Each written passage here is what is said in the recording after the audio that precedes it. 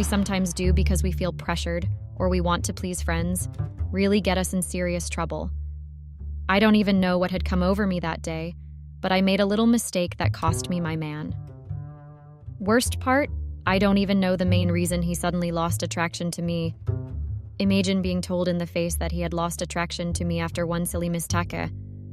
I know I shouldn't have done it. I wished I had done things differently, but I couldn't. I lost him because of my stupidity.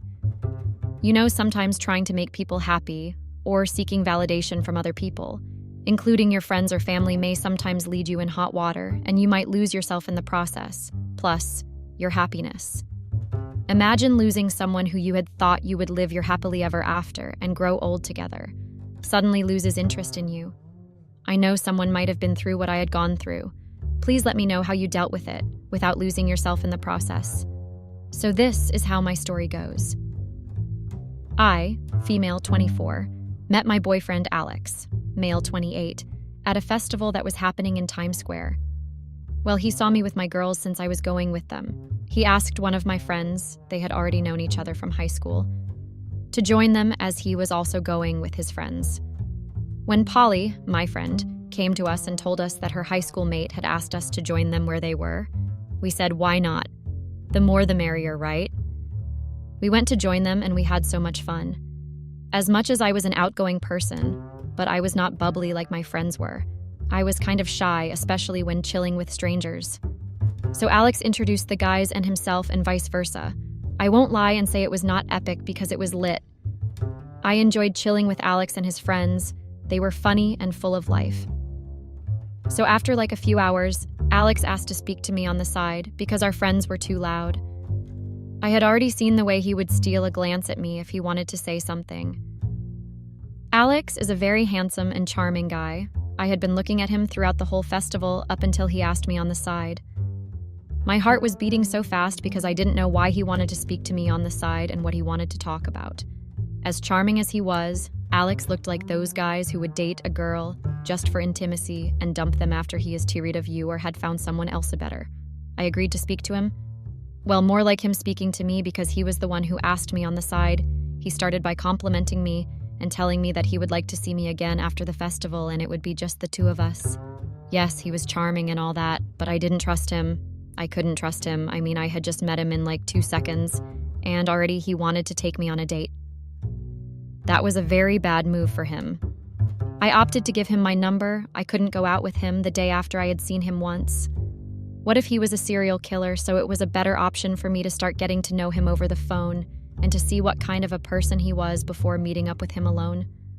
I mean, a lot of things were and still are happening on this earth that we live in, so I couldn't risk it. 2 days later, he texted me and we started chatting a lot.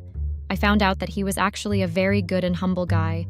Yes, he looked like what we call a playa, but looks can be deceiving, and he was, what I must say, do not judge a book by its cover. His handsome and charming self didn't mean he was a playa. From there, we got close, we became friends, and he was smart too. I found out that when I met him, he was 22 years old while I was just 18 years old. He was already in college and I was in my last year in high school. Alex was funny and all that, not to forget that he was also romantic. He knew how to treat a woman, I can give him that. So after some months of getting to know each other, we both couldn't hold the way we were feeling for each other. So he confessed his feelings for me and we took it from there. A relationship was formed, though Polly was kind of against it and told me Alex would leave me once he is enough of me or he no longer felt attracted to me. I thought she was just jealous of my relationship with Alex, but turned out she was just looking out for me. And that time, I had cut off our friendship. I don't want to lie, I regret not taking Polly's advice. But what's done is done, right? We had been dating for 3 years, and everything had been perfect. Alex was handsome, charming, and kind, and I had fallen deeply in love with him. But on that fateful night, I had let my guard down and made a mistake that would haunt me for weeks to come.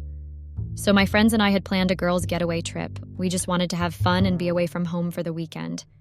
I was living with my parents in Bryanston and would go to Alex's apartment every now and then. Our relationship was a bliss. We were happy and so much in love.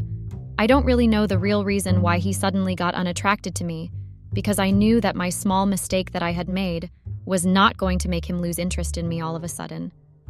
The way our relationship looked promising and too perfect. I had hoped that we would end up together forever. I had even introduced him to my parents, and my mother loved him so much. They treated him like their own son, but I guess I had introduced him way too soon. The girls and I went to Dubai for our weekend getaway. We had so much fun. The trip was everything that I had hoped for: sun, sand, and endless fun. But on the third night of our trip, I made a little mistake. So we got other friends there who were also on a holiday, so we joined parties and we had epic fun. No one was guarding anyone. We were all old enough to take care of ourselves, so I had too many drinks. While Alex, on the other hand, had started stressing me out, he had been acting a bit off and cagey. I didn't know what was going on with him, because if I asked him, he would just blow. I had thought he was going through something serious, so he needed to deal with it alone, so I gave him some space and time alone. Time passed, and his behavior got worse, to a point that we would argue a lot. I had suspicions that he was cheating, because whenever I would go to his apartment, he would just act weird or go out with his friends. It was like I was dating his apartment furniture because he was never home. Even our intimacy had started slacking. He would suddenly lose interest during the moment. The trip with the girls really helped me unwind and forget about Alex's issues that he didn't want to share with me. So as we were in Dubai, the group of friends that we had found there were actually there to celebrate one of their friends' birthday party. So they asked us to join them. Some of them were going with their girlfriends, while others were going alone.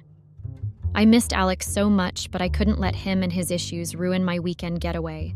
So I pushed everything back and lived in the moment. I had too many drinks, and I was feeling carefree and silly, and before I knew it, I was dancing on the table, singing at the top of my lungs. The guys were laughing and cheering me on, and I loved the attention I was getting. I was letting my wild and happy self loose a little. As I was busy dancing and having fun, I saw this guy by the bar of the club that we were in. He had piercing blue eyes and a charming smile. He was standing at the bar, watching me with interest, and I couldn't help but feel drawn to him. I knew it was wrong, but I couldn't resist. He kept looking at me with his sexy eyes.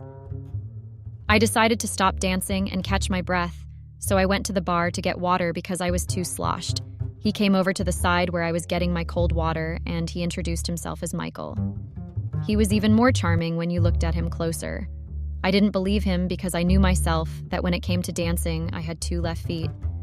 But I managed to make a plan and move my body whenever I am in the moment or tipsy or drunk.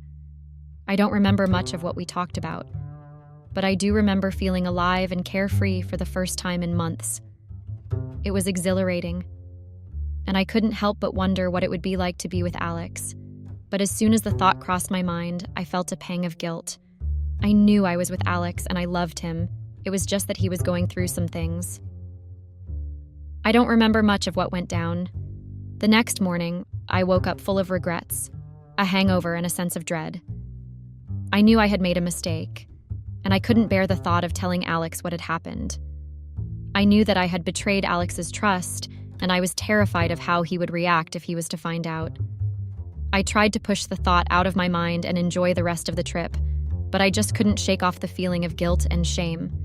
So as I lay there, I heard a knock at the door. It was Alex, and he looked angry. I was pretty much shocked because I had left Alex behind. I wondered how he got to Dubai. I asked what he was doing there. Instead of answering, he just slapped me. He was fuming. I had never seen Alex being angry like that ever since we had started dating. He asked me what had happened the previous night. I got puzzled because I didn't know nor remember what he was talking about. So I asked him what he was talking about. He started throwing tantrums at me and demanding the truth out of me. So I told him that the girls and I went to the club, and we saw a group of guys with their girlfriends who invited us to join their party, as they were celebrating one of their friends' birthdays. But I left the handsome guy's situation aside because I knew he would just blow out and things would get out of hand. I tried changing the topic to something else.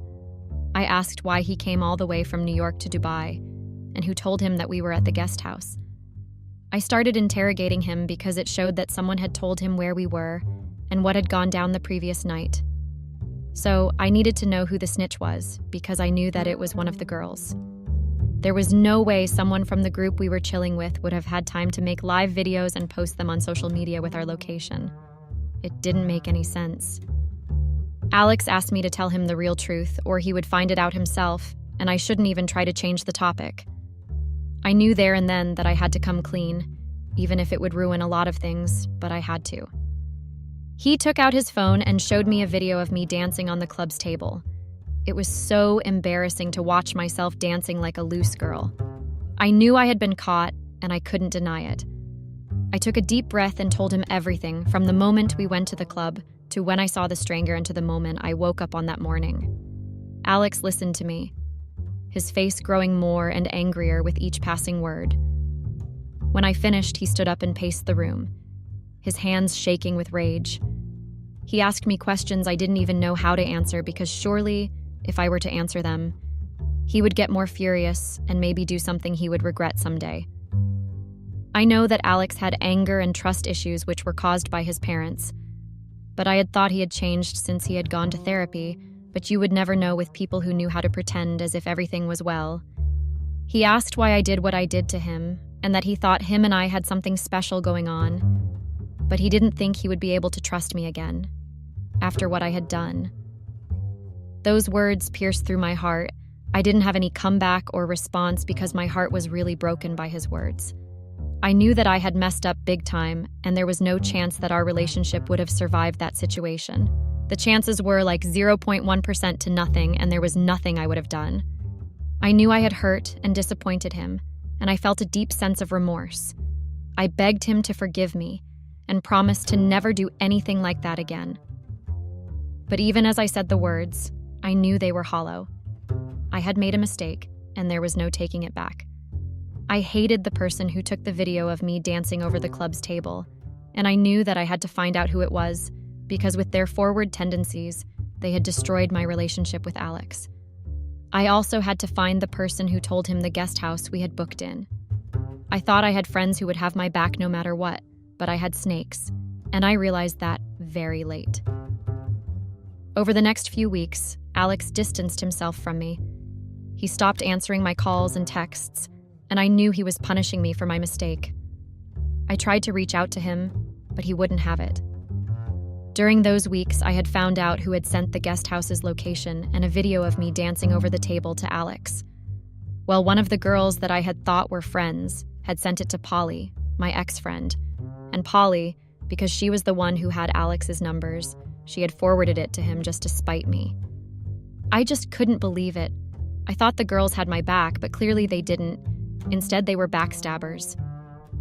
I also found out that one of the girls was jealous of my relationship with Alex because she had a crush on him back in high school since they had gone to the same high school.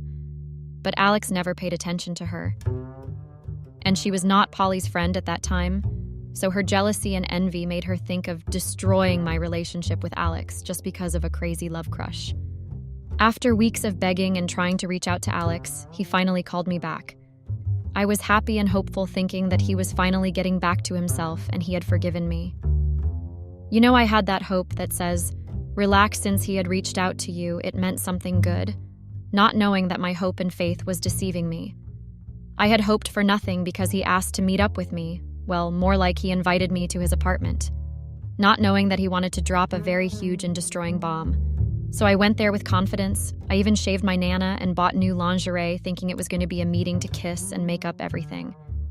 My heart was full of hope that I was getting my man back, despite what my jealous ex-friend had done. When I got there, he didn't look happy to see me as I was, but I brushed that off, thinking I had come when he had just woken up. I knew that he would get grumpy when he woke up and didn't feel like talking to anyone, so I understood. He appreciated that I had honored his invitation. Then he told me that we had to talk. My heart was pounding out of my ribcage. I got suddenly scared of what he wanted to say.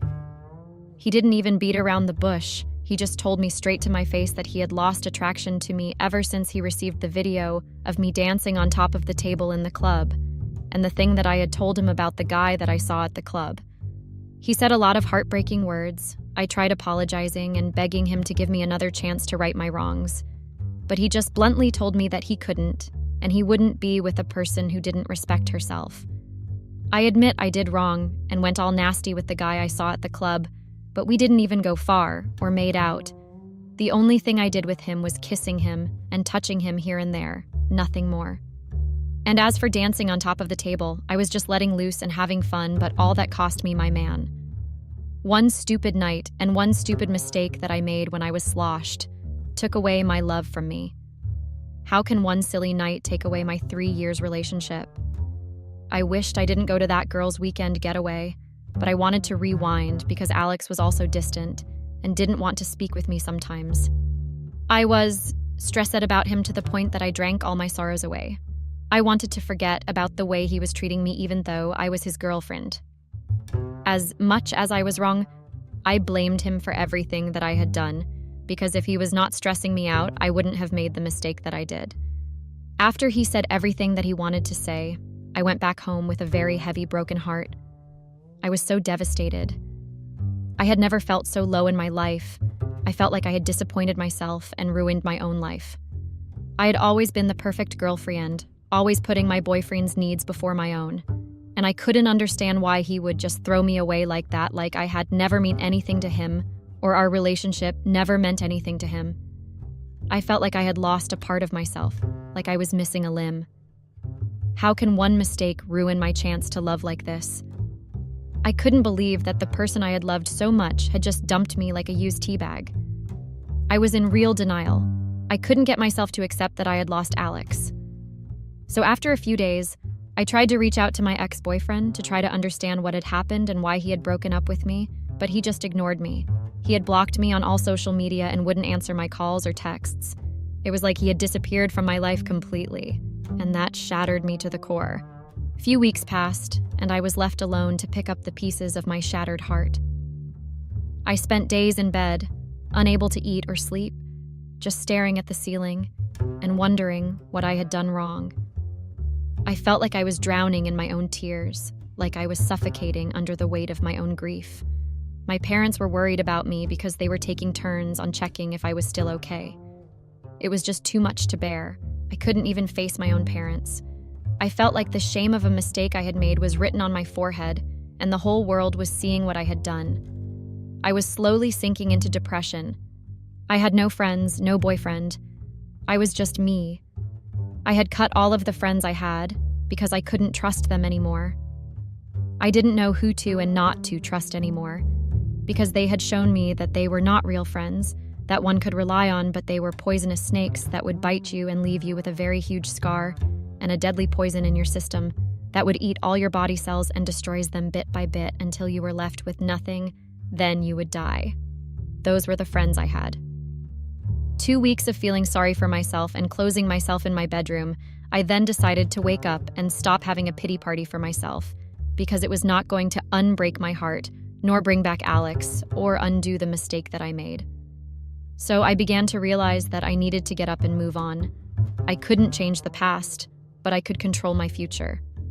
I started by taking care of myself, by eating healthy and exercising regularly. I also started seeing a therapist to help me work through my feelings and come to terms with the breakup. I knew that I had stressed my parents a lot because my mother was no longer herself. She had lost a few kilos, and I felt really bad about that because if I didn't act like I was the first person to be heartbroken and to be dumped, I wouldn't have stressed them like that.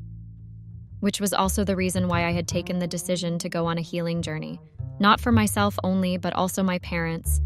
They deserved getting their daughter back. It wasn't easy, but I slowly began to heal.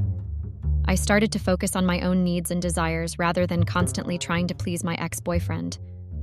I also started to explore my own interests and hobbies, like painting and hiking, and I discovered a new sense of purpose and joy in my life. I had to heal completely first before I would think of having another guy in my life again.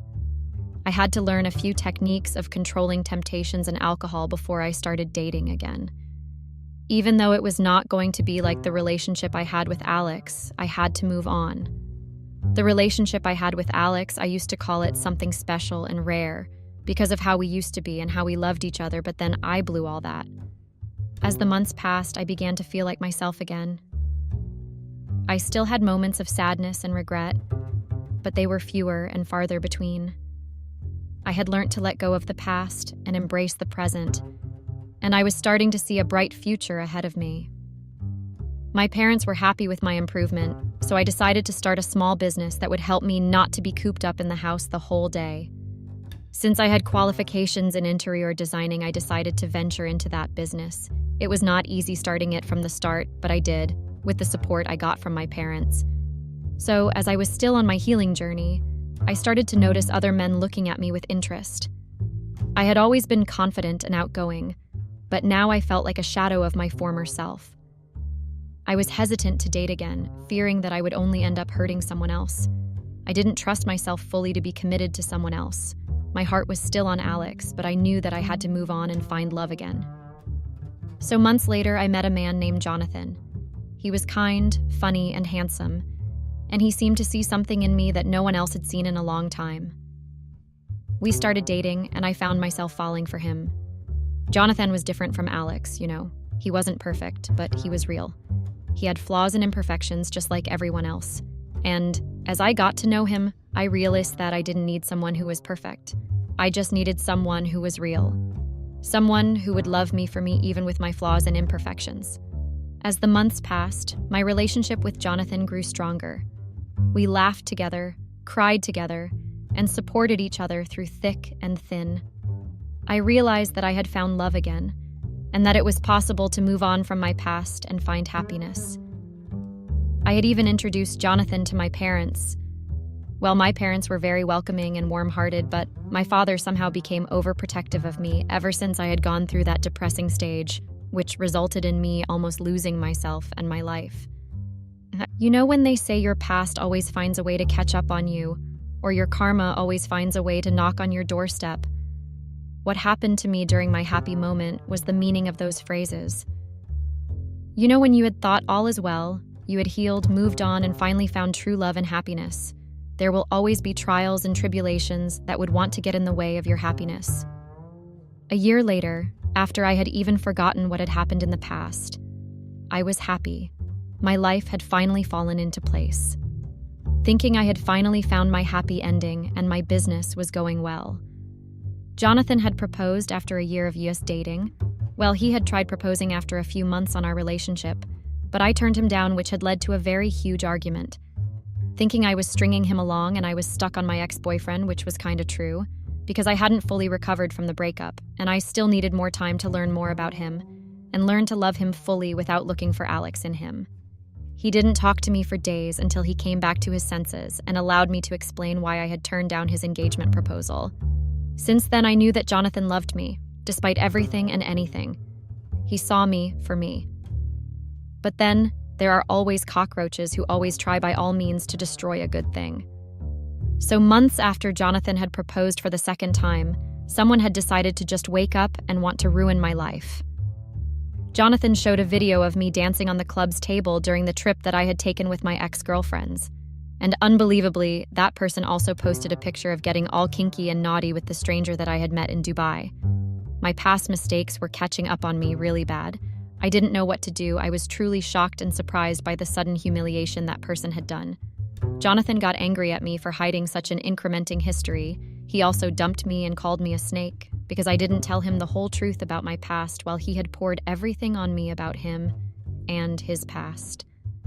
I understood his anger, and he had every right to be, but I couldn't beg him, I couldn't allow myself to nag and beg another guy like I did with Alex, so I told him that if he wanted to leave me like how my ex-boyfriend did, the door was open.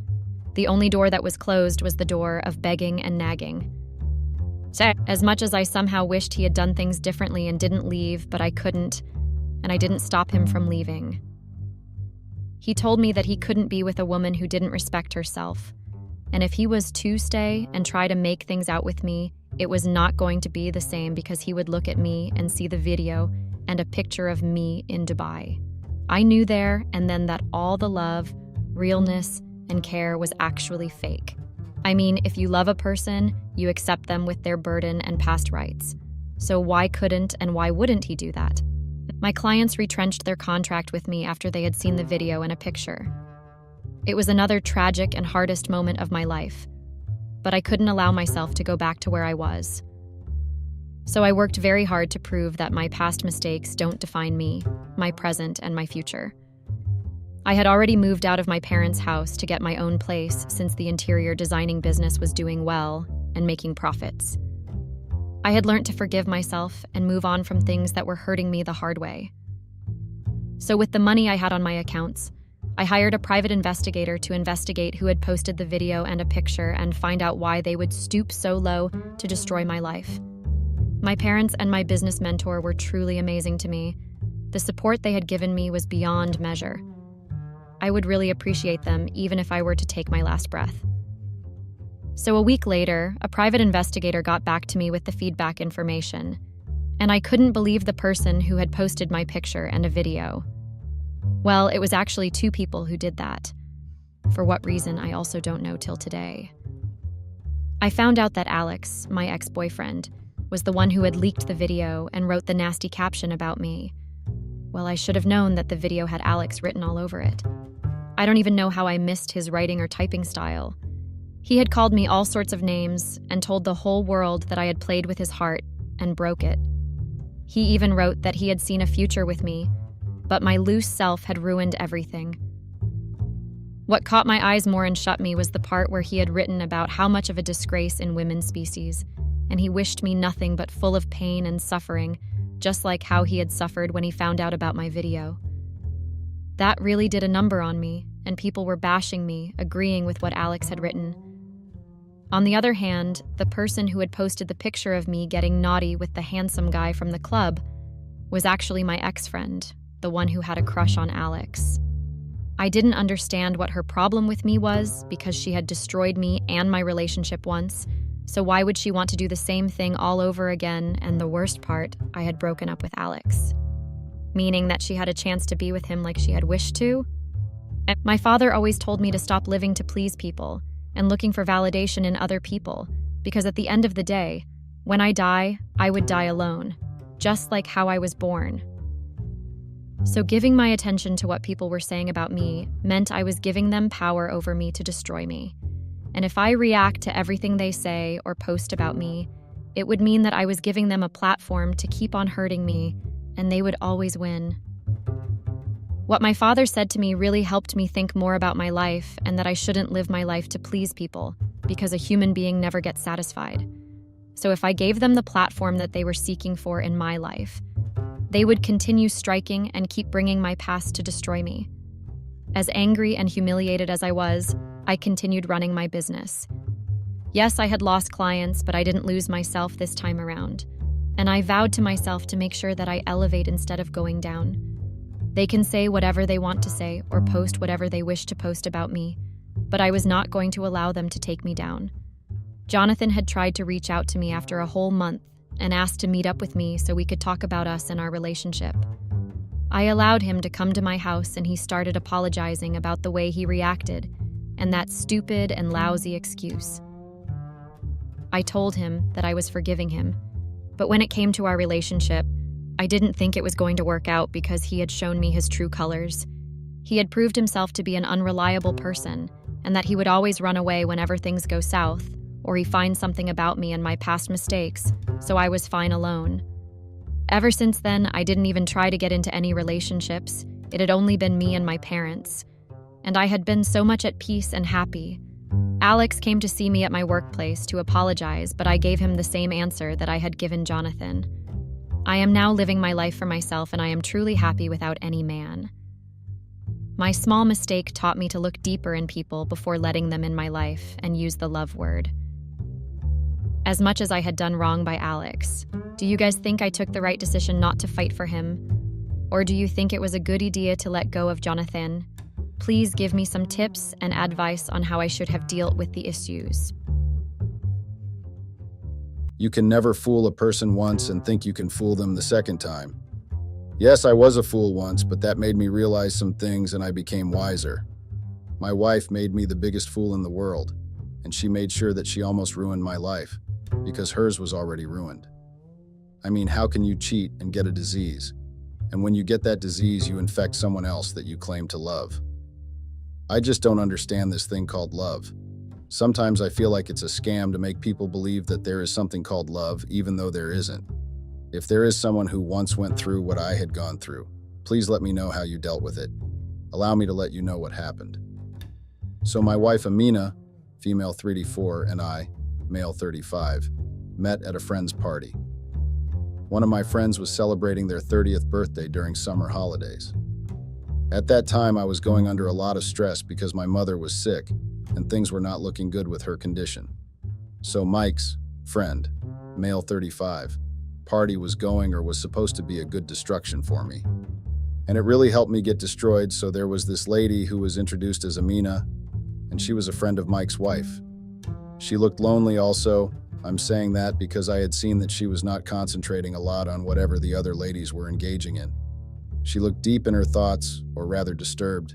She was so beautiful, her beautiful melanin skin suited her very well, and she was an African American. I found that out later. You know, she took my attention and heart that night. I was scared to approach her and ask what she was thinking about, so I resorted to just stare at her and admire her natural beauty from afar.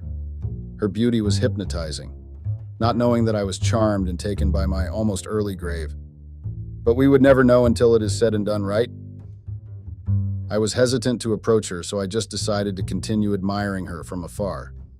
But the way she was out of her own mind worried me. It was like she was going through something big. The time went on, and I saw her standing up and going to the kitchen. I then took it upon myself that I was not going to miss that opportunity to speak to her, so I excused myself from the gents and rushed to where she was because Mike's wife beat me to it. When I got there, she was not looking fine at all. I saw her sobbing so bad she even had hiccups, so I got her a glass of water with sugar. I had heard that it helped with normalizing the nervous system and helped to calm the person down. I called Mike's wife to take her to the bedroom where she can rest.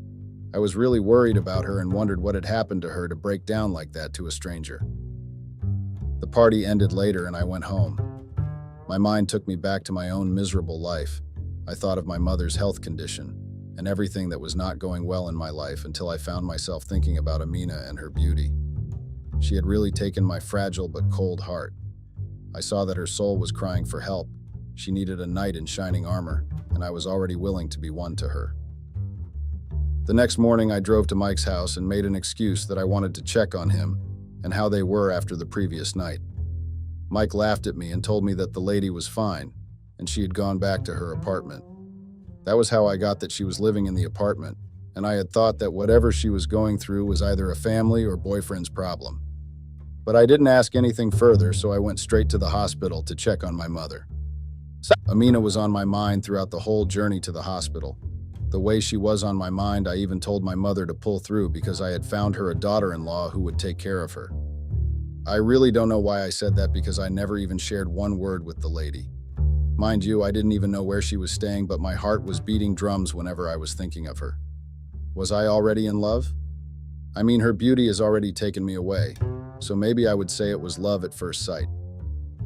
A week later, I went to this cafe, name withheld, to have a meeting with an investor of the IT company I had started, but I didn't have much capital to launch it, so I needed an investor to help me boost it and get more clients. So when I got into the cafe, she was the one who came to the table that I was sitting on. I didn't see her at first when she approached the table because I was busy going through my proposal. She greeted and welcomed me, then asked if I would love to order anything or a drink. Obviously, I had to look up to the person who was speaking to me, and to my surprise, it was the sweet melanin beauty. I was surprised to see her working as a waitress at the cafe I was in. Small world, hey. Her beauty was something else, and her voice was as sweet as her melanin skin. She had that beautiful and charming smile on her face. I found myself staring at her for a few seconds until she brought me back to earth. So I ordered water and told her that I was waiting for a client, so I wouldn't be ordering anything until he arrived. A few minutes later, the client arrived and I called her again and ordered. The real reason why I had ordered water at first was because I wanted her to keep coming back to my table so I could admire her beauty without any tears on her face. Her welcoming and innocent smile made me want her more. I was taken, you know. Call me weak. I don't care as long as she was the one who made me weak anyway. But being weak to me, it took me straight to hell and back. After the meeting I had, I decided to stay a little longer, hoping that maybe I would get a chance to speak to her. I requested her service again, but that time I didn't really want to order, but to at least get her name from her. I had already got it, but I felt like I wanted to get it from her. So when she got to my table, she asked if I had wanted to order. Silly me. I just asked if I knew her from somewhere because she looked familiar. Stupid and dumb, right? But what would I have said because my heart was busy drumming outside my chest? Words ran out of my mouth. Luckily, she confirmed that I had seen her the previous week at Mike's birthday party that was hosted at his house. I was whipped by someone who was not even my girlfriend. So I asked if she was feeling better after what she had gone through. I tried to converse with her, but I knew that my questions and conversations were lame and boring. When she told me that she had to get back to work, I then found courage to ask for her numbers. She was a bit resistant at first, but I begged her and told her that I just wanted to check if she was fine and be a friend she would be able to speak or vent to whenever she felt under the weather. So she gave me her number when she was bringing my bill. My heart was at ease. I was happy that the first step I had taken was successful. I spent 4 full days contemplating on whether to call her or text her. My palms were sweating whenever I would stare at her numbers. I was nervous. All of a sudden, I didn't know what to say to her. Words were failing me. I was a coward, right? She made me nervous and it shook me because I was not the person who would suddenly lose words. Yes, I once had a fiancé, well, a high school sweetheart. I loved her, and she betrayed me in the most painful way. She got involved, or let me say she got into a relationship with my brother-in-law and messed up my sister's relationship to a point that my sister was extremely hurt and took her own life. Ever since then, I stopped using and practicing the word love because it took away my sister and my mother became miserable, which led to her health being in jeopardy. A week later, I went to the cafe again, hoping to see her so I would explain why I never called or texted her. Unfortunately, she was off duty that day, so I had to call her to check how she was. Later that day, I decided to put my nervousness and fears aside and called her. She answered her phone. I tried talking to her, but she told me that she was going to speak with me later. She sounded a bit off, like she was afraid of something because she was whispering. Some of the words she had said, I couldn't hear them clearly, and when I asked if she was okay, she dropped her phone. That got me worried about her. My conscience kept telling me that she was going through something and she was scared to speak. My mind just rushed to another dimension. There was only one thing that would make a person speak like that, and it is when a person is in trouble or threatened. Worst part, I didn't even know her apartment address, meaning if I wanted to help her. I had to call Mike and ask for Amina's address from his wife, which was not going to be easy, so I had to explain myself first, which was something I didn't want. I ended up calling Mike and asked him for the address to avoid 21 questions from his wife. He also refused to help, and my hope of helping her went down the drain just like that. I tried tracking her phone using her number, but it was off and nothing was showing. I was really worried about her well-being and her safety. I got scared of losing her because women were murdered each and every day in this world, so my thoughts were running too wild. Another week passed, and I received a call from Amina. It was surprising because she had been quiet since the first and last call I had made to her, and Mike's wife didn't get back to me when she went to check on her. I was relieved when I got her call. She assured me that she was fine. I was not convinced though, so I asked to see her to ensure that she was really okay. Luckily, she agreed and set a date to see her. The day that she had set came. We were going to meet at a nearby restaurant. Her beauty was the first thing that I saw when she appeared. I couldn't get enough of her beauty. God really took his own precious time when he was creating her. Another thing that I had noticed about her was that she was a very calm person. She was not those loud and forward girls that stay in Chicago. I loved her calm personality. It brought that kind of peace that every man needs, Since the day of our mini date, we got along very well. Another thing, she was not afraid to tell you the truth as it was, no matter how it would get to you. I appreciated a truthful person because it was rare to find them at fault or having secrets. Little did I know that I had gotten myself involved with the biggest liar of them all.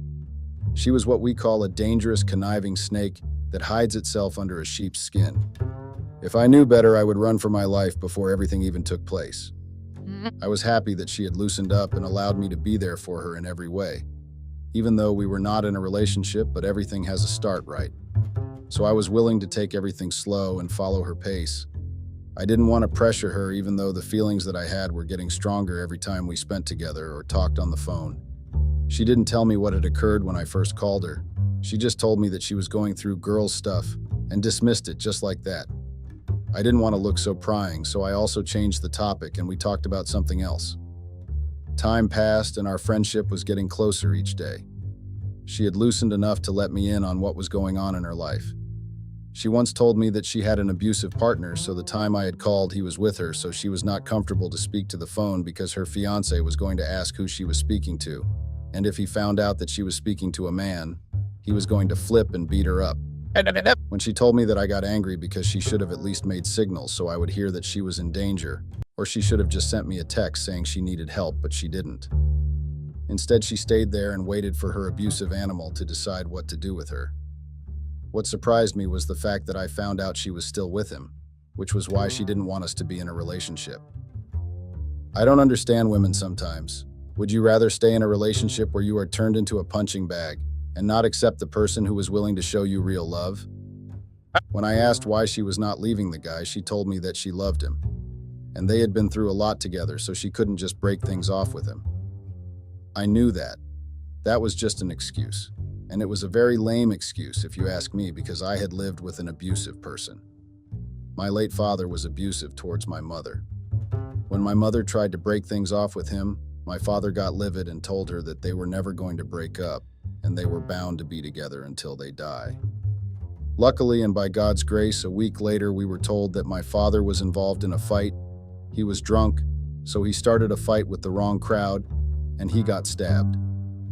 Unfortunately, he didn't make it. He passed on his way to the hospital. That was the day my mother got her freedom back and she became herself again. And that was the day we experienced our mother's love, because she was always doing everything right to please my abusive father, to a point that she even forgot to think of her children and love them first before a man that was abusive-y. So I knew how abusive people act and think. I vowed to myself that whenever I get into a relationship, I would treat women with respect and show them true love. But where did that take me? I got cheated on. And the worst part was with my sister's man, the person who was supposed to show my sister love. But he disrespected her in a most cruel way. Some men are sickos and they don't deserve great women. I hated and still hate my ex-fiancé and my ex-brother-in-law because their affair didn't only destroy relationships, but it also took my sister's life. My sister loved her man so much to a point that she would defend him when people were giving her warnings about her fiancé, and when she found out that what people were saying was true. She couldn't accept and handle it, but she drowned into depression up until she decided to take her own life. I was also hurt by my ex-fiancé's and brother-in-law's affair, but I had to be a man and take charge of my home and my mother's well-being. Mother couldn't take the passing of my sister well, to a point that she started getting sick.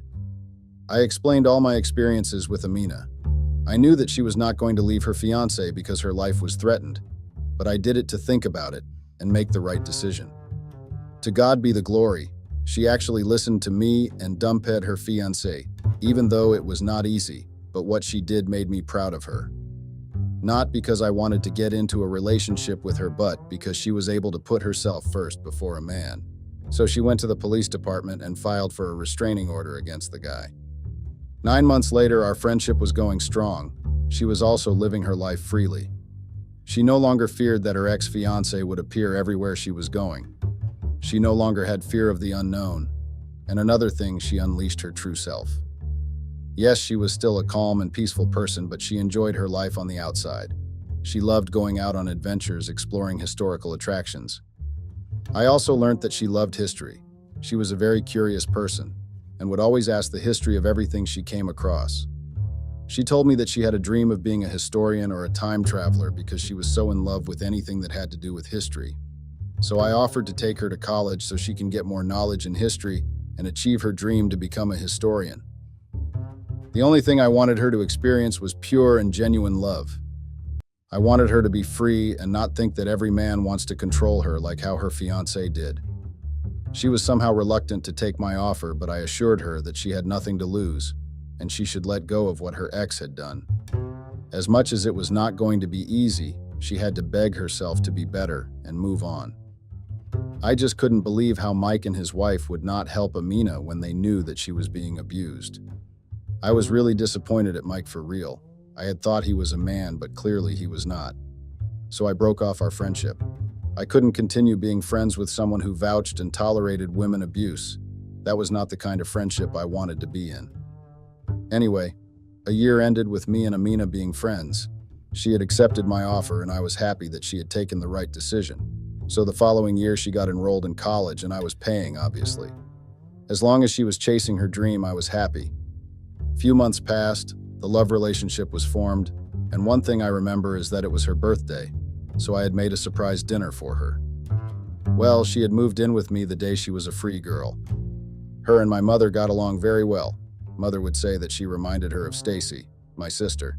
So she moved in with me because her abusive criminal was the one who owned the apartment she was living in.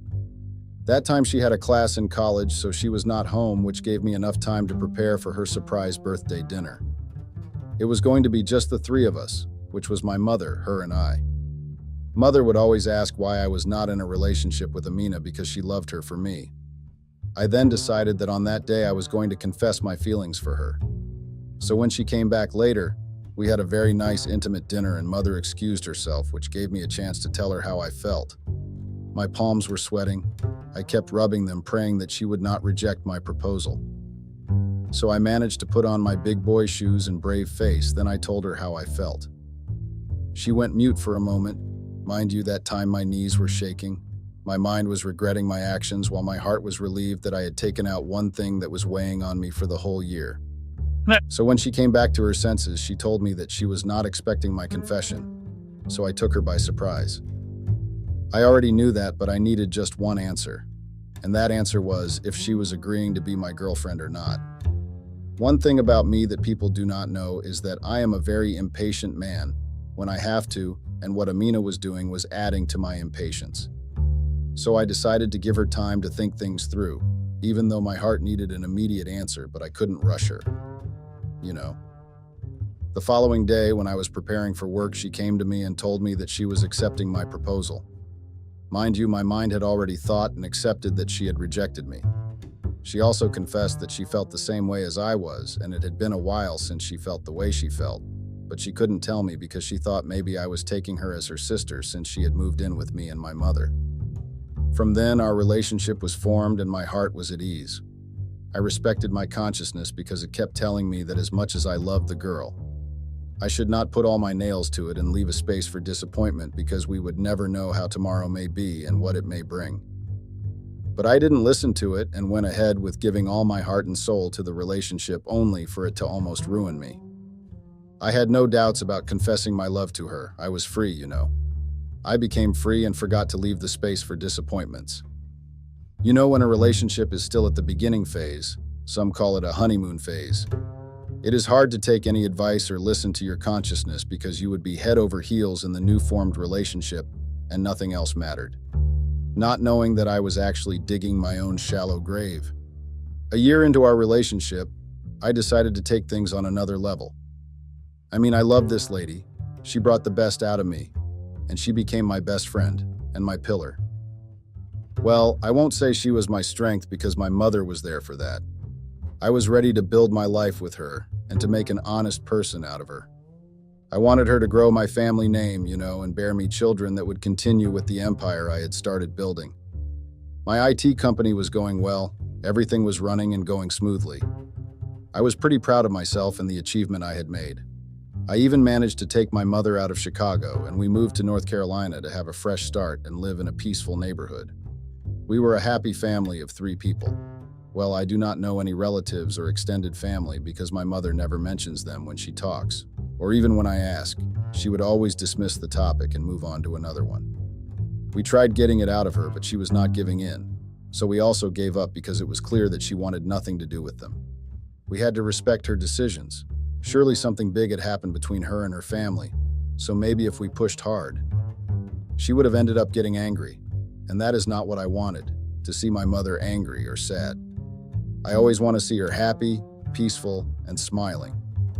Her happiness was my priority, so I would always make sure to avoid doing or saying something that would ruin her happy and peaceful moments. Anyway, I proposed to Amina, and obviously she said yes. We had decided to start planning for our wedding in 9 months because she was busy at school. traveling and visiting historical sites. I respected her decision even though I wanted to marry her the same day I had proposed to her. I mean, she didn't have any family members. She once told me that her extended family had disowned her after her grandmother had passed on, and she didn't know her parents. She never heard anything about them. 9 months passed and she was available to start with the wedding preparations. She came with the decision that our wedding would take place in 6 months because she didn't need any pressure of planning. She needed all the time so she could get everything she needed. I tried complaining about that, but my mother told me that every woman wants perfection when planning their big day, so I had to be patient and follow her lead, so I obliged. During the planning of the wedding, she was going out a lot. Apparently, she had got friends at the college, so they were helping her in planning. The only thing I had contributed in the planning was capital. It was her and her newly found friends that I didn't even know about or know their name. My conscience kept telling me that something was smelling fishy and I had to pay attention to everything. My IT mind took control, and I started bugging her phone because she was also acting strange. When I talked to my mother about it, she told me that it may be the wedding nerves because a month had already passed of Amina planning the wedding. I didn't understand why she didn't want us to hire a planner because it's every woman's dream to get a planner for their wedding. Or am I wrong? She was too obsessed with the wedding planning, or maybe that was what I thought. So I was busy tracking her phone's coordinates. I found out that she was spending a lot of time in one hotel in South Carolina. I got confused on what she was doing in South Carolina because there were boutiques and everything she needed here in North Carolina. That raised an eyebrow because she was no longer traveling to those historical sites that she was visiting to study. So one day she came back from the same hotel, because that was what my computer was telling me. I asked where she was coming from. She told me that she was looking for a wedding dress, so she went to South Carolina because she didn't get the dress she liked around here. I didn't understand and believe her explanation because there was no dress that was being sold in a hotel in South Carolina. My suspicions grew more. My consciousness was telling me that she was cheating, and I had to find out who she was cheating with instead of planning for our wedding. A piece of me wanted to call off the whole thing and let her go. So 4 months before our wedding, she started coming back to being the Amina I fell in love with. We would spend most of our free time together, going through how we wanted our wedding to be like. We were in love again. Well, that was what I had thought, but nope, the girl had an agenda. So one night I came back from work later than usual, so I couldn't join her and my mother for dinner. When I got to our bedroom, she was wearing very sexy lingerie. I got tempted in an instant. As much as I was tired, I couldn't resist her beautiful melanin body. One thing about Amina, she was really gifted when it came to the body. She had the most perfect body, and I loved every part of it. So we did the things that engaged people do, and it was really amazing as always. But that night she went extra, and I enjoyed every moment of it. A week later, I started getting sick. I started seeing a discharge and itchiness in my private part that I didn't even know where it came from. I had pains around my pelvis. I also started going to the bathroom more frequently. That was really unusual to me because I had never experienced something like that before, and it really worried me because I didn't know what was going on. I had thought I had a deadly disease, so I told my mother what I was going through. And another thing, I felt like less of a man because I couldn't even satisfy my fiancé anymore. And that led her back to her constant going out. My mother told me that what I was experiencing were symptoms of STI. I couldn't believe her. She then told me to visit the doctor for a checkup just to be sure that it was not an STI. So I took a leave of absence at work and went to the doctor because I was really worried and was scared to lose Amina. What was happening to me was really scary, and the only thing that was ringing in my head was cancer or a very serious and deadly condition. So when I got to the doctor, he confirmed my mother's suspicions. Indeed, I had an STI, and the doctor requested that I bring my partner along to make sure that she was not infected. I was so confused by what the doctor said when he said he wanted to check if my partner was not infected. So in my mind, it came like the doctor suspected that I was cheating and had possibilities that I had infected my partner, which made me think that maybe I had gotten it from Amina. I mean, she was constantly going to a hotel in South Carolina, claiming that she was looking for a wedding dress at the same hotel. I got angry because the last time we had been intimate was when she surprised me with lingerie, but where did she get it from? So I waited for her to get back from whoever she was coming from. That day, I didn't even bother checking her cell phone coordinates because I was going through my own thing.